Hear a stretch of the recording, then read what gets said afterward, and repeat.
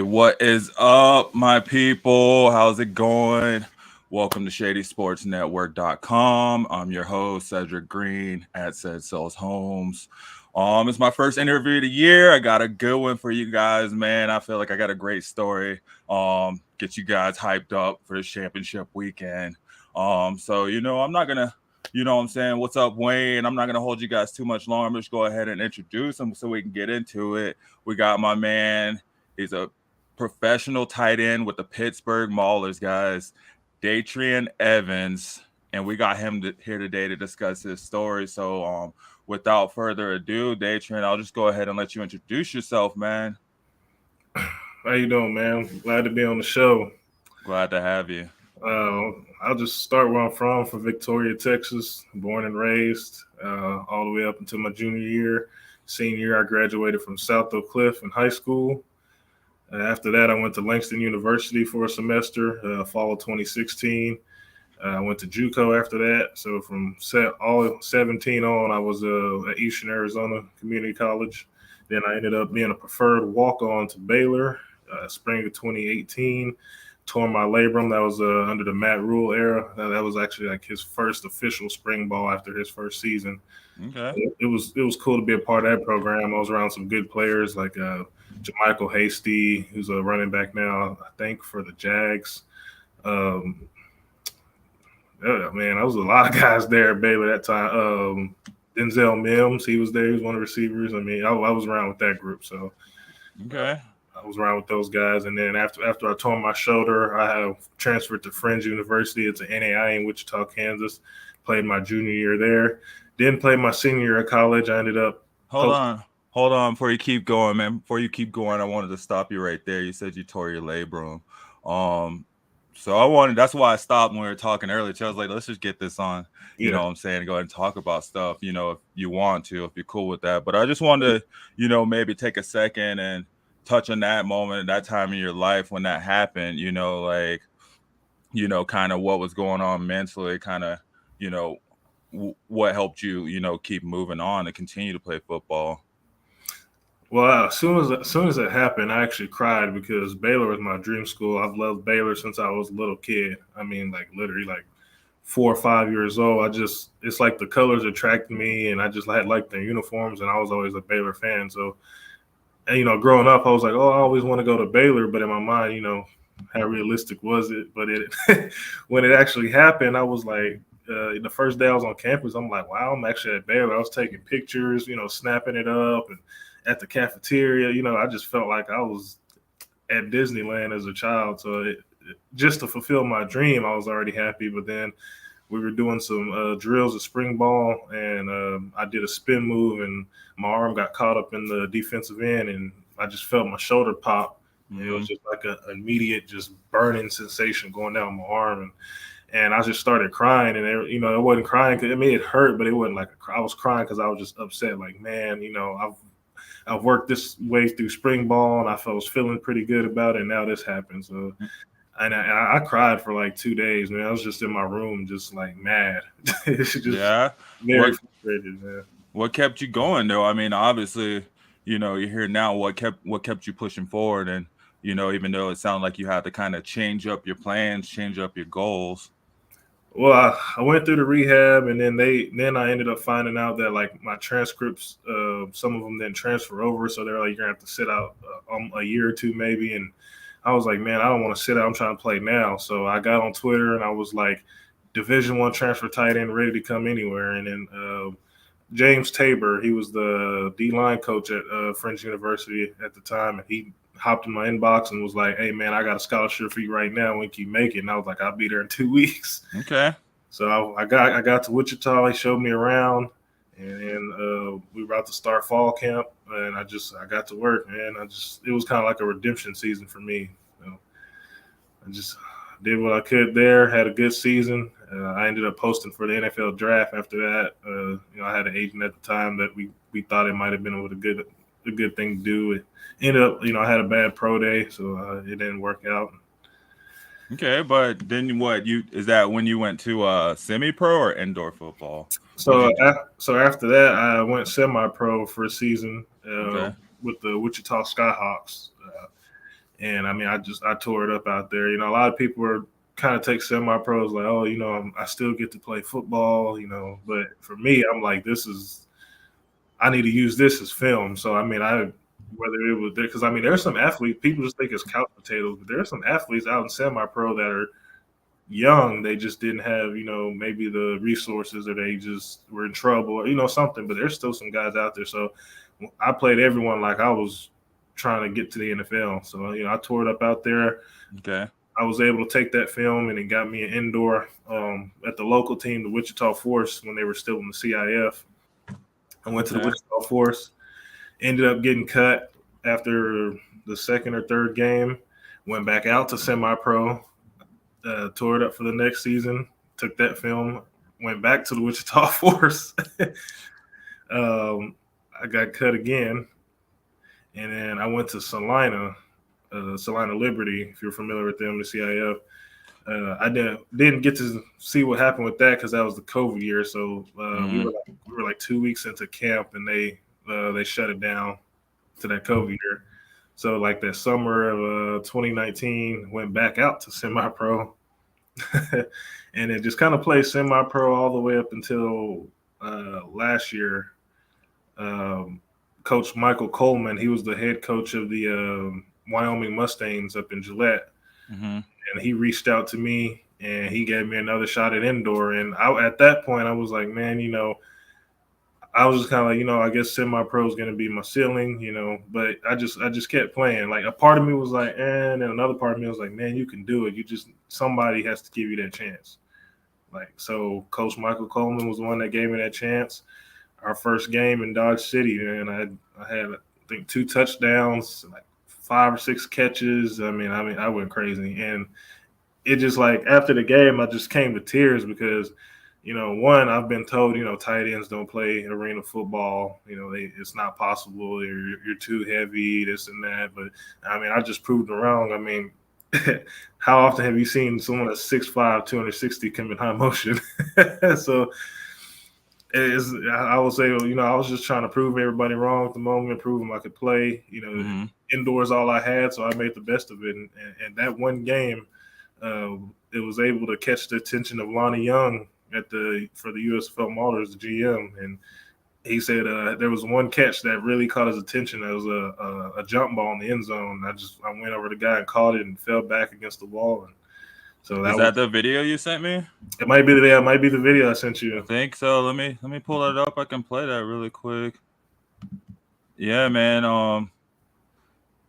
And so I mean, the thing is, though, here, I think I got it right. I think this is it right here.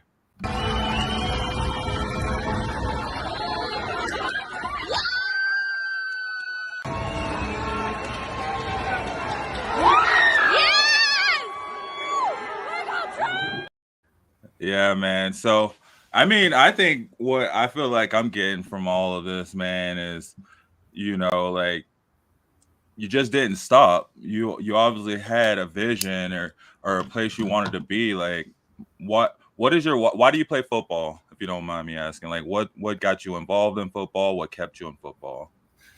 Actually, growing up, man, basketball was my first love. Like, I loved basketball, especially in high school.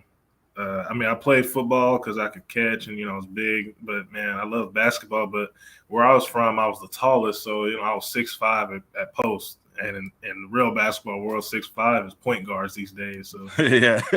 So my senior year, I'm like, one of these is going to get me to college, and basketball is not going to get me to college because I haven't played point guard ever. So I went with football, and then I just fell in love with it. And I felt like that was going to be a career, you know, that's something that could possibly change my life if I had the right road and the right pathway. So I do it because I love it, and also, you know, just, well, you know, I wanted to use it to set me up financially. So that's my goal, man. You know, at this point, I finally got the chance. You know, I was really happy about it, but now, you know, those happy jitters have went out the window, and I've just been focused on my playbook. And because, you know, a lot of people, especially with my situation coming from mostly semi-pro, I've had maybe a couple of games in arena, but a lot of guys like in my situation don't get the opportunity to go to USFL. So I'm very grateful for my agent Griff and Jamar with Griff Sports Agency. They were some great agents that got me connected with Lonnie, and So,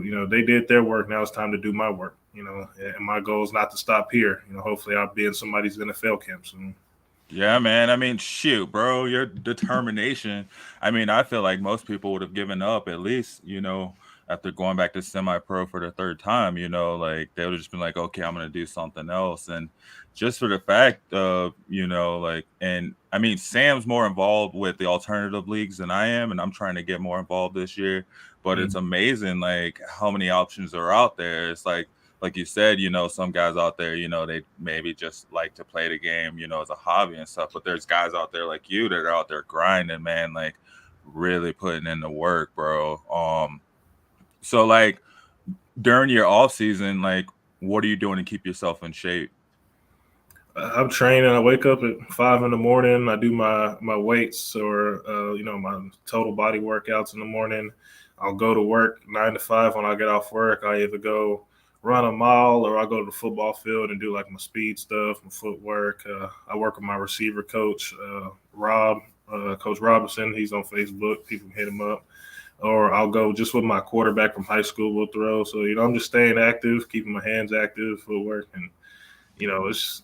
I wish I had the time to, where I could just work out all day long. Like some people are fortunate, but I gotta pay bills, so I lose sleep to get my work done in between the time. So Right, man. I mean, they say like a routine, that hard work trumps everything. So it doesn't matter, how you're getting it in as long as you're getting it in. And I mean, like you said, you're going to work 9 to 5, bro. Like I know some days I struggle, so yeah, there's some mornings that alarm clock go off and I'm looking and it's like 5:15. I'm like, all right, go to the gym. Like your season's 2 months away. Just get up, go get it done. Like this will pay off later. Is there like a certain moment growing up, where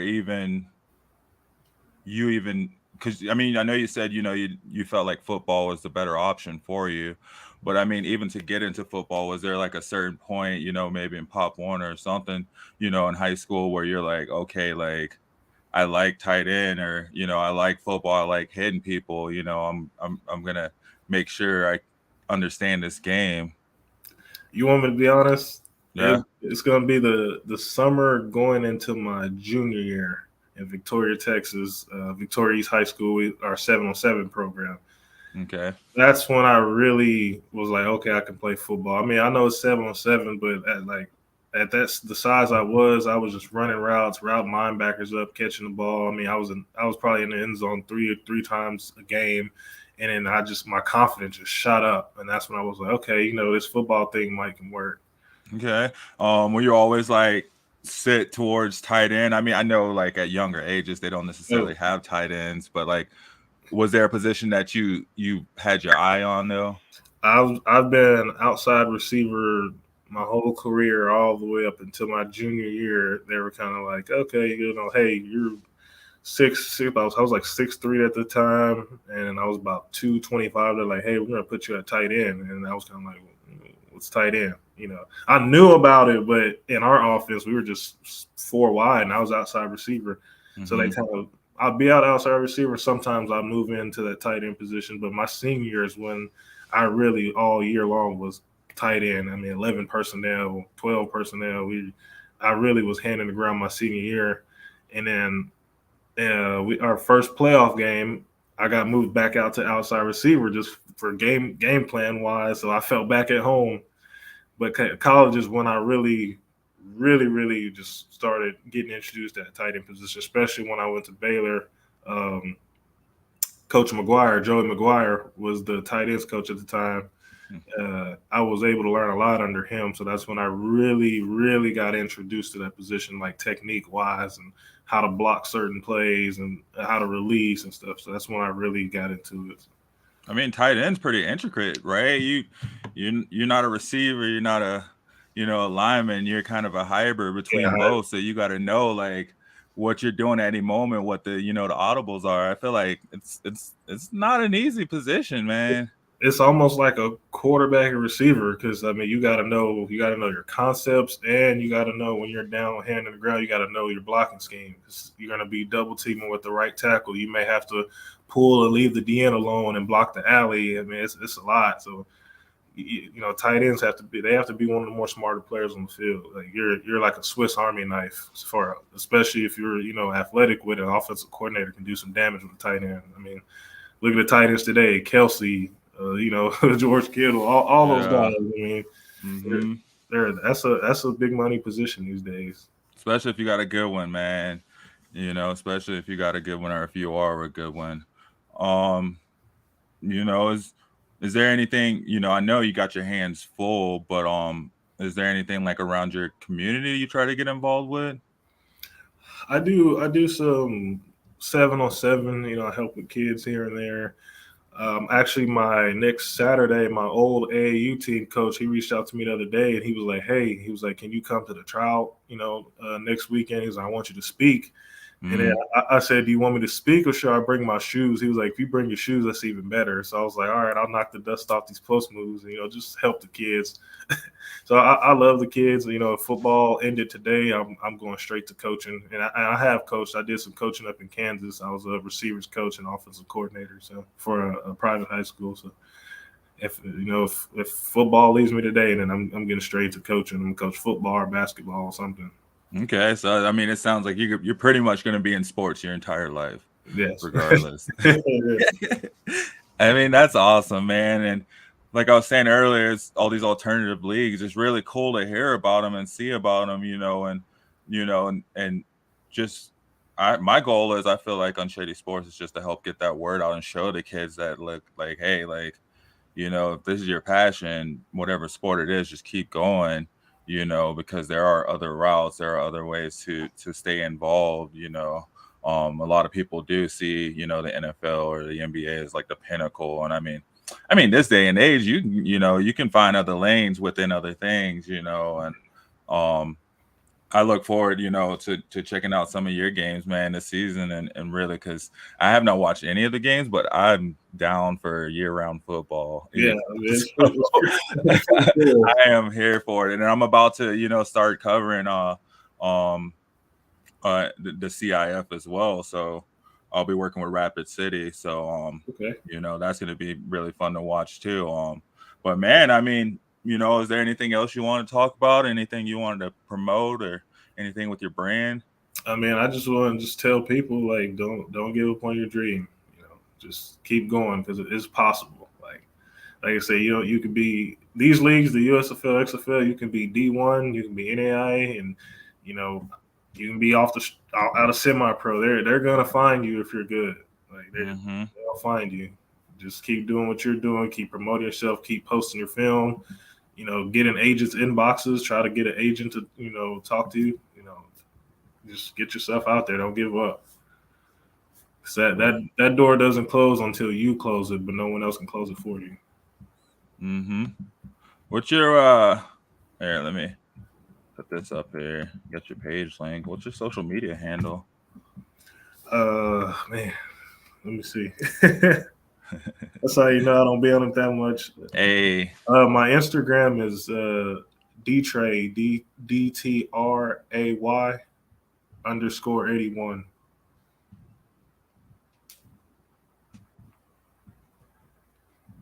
Okay. My Facebook is just my full name. That's pretty much what I use: Facebook, Instagram.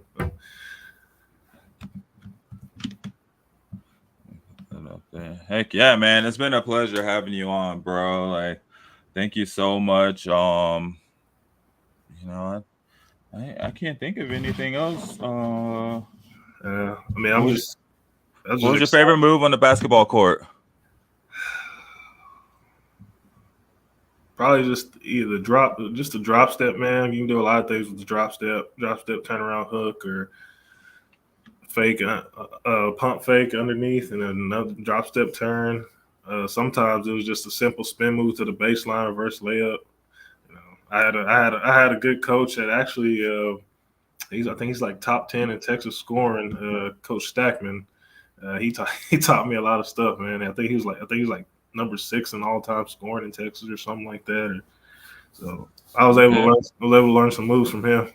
Okay. What's your favorite workout?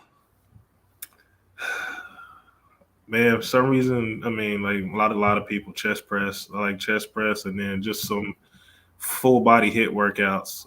I love doing those. Just conditioning your body because you can lift all day, but if your muscle endurance, and if your body isn't used to moving your weight at fast pace for a long time, man, you can struggle. Yeah, I'm finding that out now. I'm trying to get back into it. Man, I forgot I had these questions from Sam.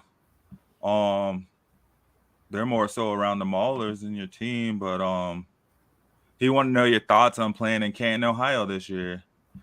Man, that's honestly, I see the Detroit team. They're playing in the Lions Stadium, but I mean, we're playing in Canton. We're playing at the Hall of Fame Stadium. I mean, Hall of Fame. We're gonna be around a lot of icons, and just the museum itself, the stadium.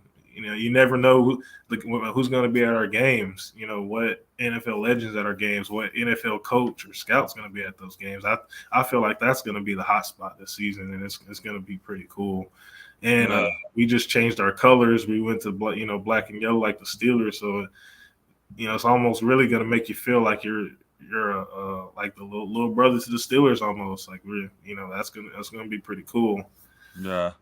Speaking of that, you were saying about having the opportunity to be around legends, a little bit more often and stuff. Is there any legends of the game that maybe you like reach out to or have reached out to you that you speak with, or you maybe try to get mentored by or you look up to? Personally, I don't know any legends personally. I know a couple of guys that have played. I've met Dreamus Smith. He was a running back a couple of years ago. He had some time with the Chargers and Steelers. Elbert Mack. He was a safety back in the I think like the teens, 2000s for the Houston Texans and the Saints, if I remember correctly. And Jordan Phillips. I've done a few workouts with him. He's a D lineman right now for the Bills. So I've got to meet a few, but any legends? I've never met any legends. My favorite player of all time is Calvin Johnson. I mean, that dude was a freak. Datryan, yeah. And that's why I wear 81. I've wore 81 since Little League. I mean, I've never changed it. I will go to a team and be who has 81. Let's do 1-on-1s, like something like I want 81. That's my number, and I just always try to play like Calvin Johnson. Man. I tried to be that hybrid guy, that big body, possession receiver, go up and get it. So I've always looked up to him. Before him, it was Vernon Davis. If I had to do a tight end, Vernon Davis, dude, like he might not have the accolades and stuff, but I mean, he was a beast. He changed the game for tight ends, Mm-hmm. And then before him, it'd probably be Antonio Gates. Antonio Gates, definitely legendary. As a tight end, is there like a favorite move you have or a favorite route you have? Hoping your coaches don't watch this, they don't start scouting me. Not playing. You don't have to put it out there, man. No, probably either a dig or out, because I can get into those defenders and use my body and chicken wing off them, and then corner route and post route. I like those. Then I'll sometimes I like quick routes like an arrow or just a hitch. I like getting the ball quick so I can turn around and just do damage with my feet. You like hitting people? I mean, I like him. I like stiff arming. Like, I love stiff arming people. Just when people try to go, I love putting people's face in the dirt. So if you go for my legs, then it's probably not a good time for you. What are some of your goals for the season, whether it be like personal or team goals? Personal goals, I just want to showcase my talent. I've been waiting years for this moment. So this is just a showcase that I belong here, and almost make people regret for not giving me a chance. This is my chance, so I'm gonna just go bloom. Goal wise, I just want to help turn the Mauler program around. Unfortunately, they went I think 1-9 last season. They had some issues, and I just want to be a part of this restart. It's just a fresh start for them. New colors, new coach. Kirby Wilson did a great job. Nothing against him, but like you see, it's just a new start with everything. So I want to be a part of that and go get a championship with the Maulers. There you go, man. Speaking of the Maulers, so it looks like y'all just signed Reuben Foster. Oh yeah, man, that's big. If people remember, he was probably the X factor. If not the X factor, he was definitely a big part of that Bama defense from 13 to 16. I mean, that dude was if you had the ball, you were gonna get smacked.